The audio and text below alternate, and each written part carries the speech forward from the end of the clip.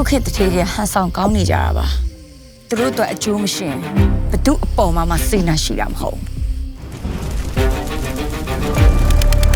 မိမငါတို့လောလောဆယ်နေရမယ်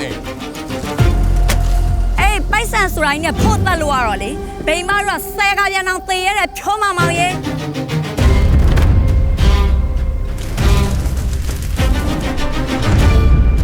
ကျမ်းအောင်နေရမယ်နော်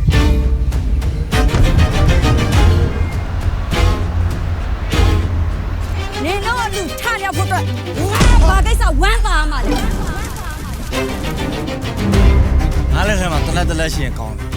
။ခေါင်းလေးကိုချိန်ပြီးပြစ်လိုက်လင်လောက်တဲ့လူရောမောင်လောက်တဲ့ကောင်ရောဒီကားမှာတော့မကြောက်ညာလူတော်ချပါကောင်းလားစာမတက်ရင်စဉ်းစားဆုံးဖြတ်နိုင်တဲ့အသိဉာဏ်လေရှိတော့ပုံမြည်လေးတွေကိုကြီးကပြောတယ်စာမတက်ရင်လေမားမယ်မခွဲကြနိုင်တော့ဘူးလေရိုင်းနေတယ်ငါတတိပြလိုက်တော့လေငါတကယ်မရှိတဲ့စင်ရသားတွေတကယ်ပေးမှာတကယ်ကျွေးမှာငါတော့တောင်းမကြတဲ့တောင်းပဲရလာဘော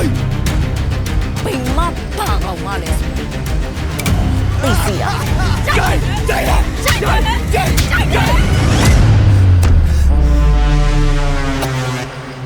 ဟိုရခေါ်လာရဲ့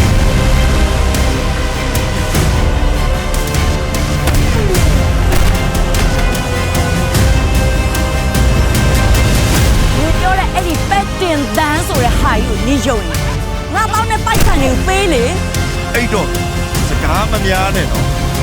ကျုပ်လက်တရားဟိုကောင်းနဲ့ပို့ပြေးတယ်နေရလေ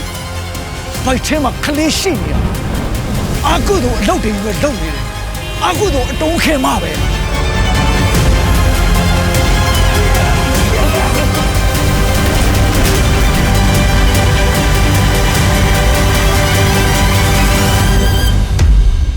ကုသိုလ်အာကုသိုလ်ဆိုတာပဲ့တင်တယ်လို့ပဲနေကောင်းတာလို့ရင်ကောင်းတာရမကောင်းတာလို့မကောင်းတာပြန်ရဖိလုံးဝမရှုံဘူး